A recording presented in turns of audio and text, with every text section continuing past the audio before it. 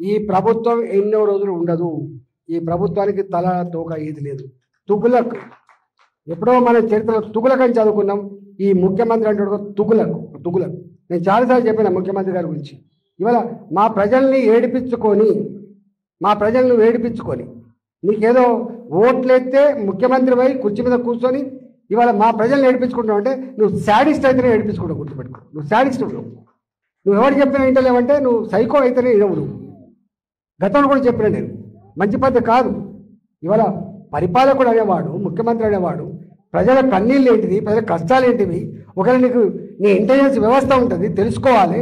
ఒకవేళ అక్కడి నుంచి తెలుసుకునే ఓపిక నీకు లేకపోతే నీ సొంత మనుషులు ఉంటారు, అందరూ తెలుసుకొని ఇట్లాంటి రెక్టిఫై చేయాలి. కానీ ఇవాళ నీ కింద ఏమవుతుందో తెలియకపోతే నువ్వు ఎట్లా ముఖ్యమంత్రి అయినావు, నువ్వు ఎంత వ్యవస్థ సిస్టంలో నాకు అర్థం కావట్లేదు.